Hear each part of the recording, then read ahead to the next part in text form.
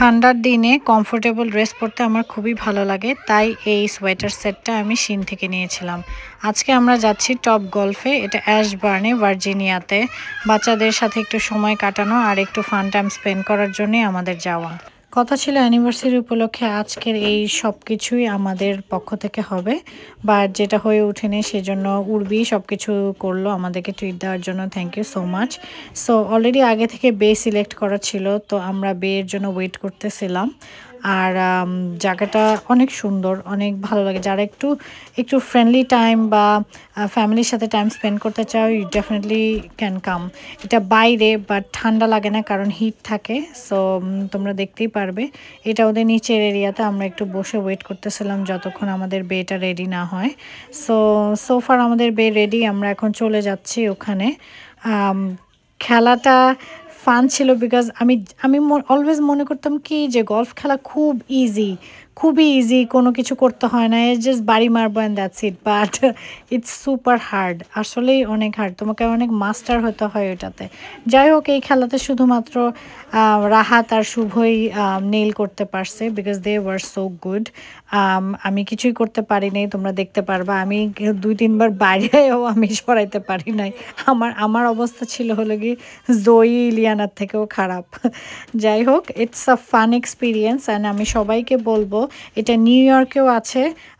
আমি চাইছিলাম যে আর্শের বার্থডেতে সবাইকে নিয়ে যাব, বাট এটা হয়ে ওঠে নাই। বাট ইনশাল্লাহ এবার আমরা যাব, আমার ফ্রেন্ডসদেরকে নিয়ে যাব। সো এটা একটা ফান এক্সপিরিয়েন্স ছিল। So you guys will love it. তোমরা যদি পারো তোমরা ঘুরে আসতে পারো, প্রত্যেকটা ইয়াতে এরকম থাকার কথা। সো এটা অ্যাশবার্ন ভার্জিনিয়াতে, নিউ ইয়র্কেও আছে। সো আই হোপ আমার ভিডিওটা তোমাদের ভালো লাগবে অ্যান্ড সবাই ভালো থাকো। আল্লাহ হাফেজ।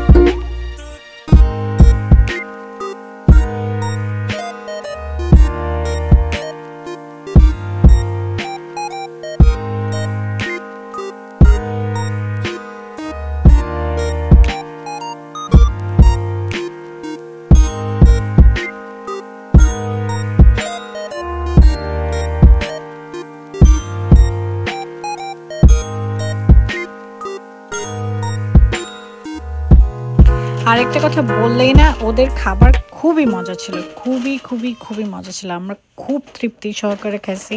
আব্বু আম্মু নর্মালি বাইরের খাবার খায় না, বাট আব্বু আম্মু অনেক এনজয় করছে। এরপরে বাসায় আসার পরে আমার হাজব্যান্ড আমার জন্য স্পেশালি আম ভর্তা বানাইছে। এত মজার আম ভর্তা আমি আসলে অনেক দিন পর খাইলাম। And thank you so much শুভকে, এত যত্ন করে এত মজা করে আমার জন্য আম ভর্তা করার জন্য। কেউ অ্যাকচুয়ালি খায়নি কারণ অনেক বেশি ঝাল দিয়ে ফেলছিল, অ্যান্ড আমি খুবই মজা সহকারে খাইছি because it was the best.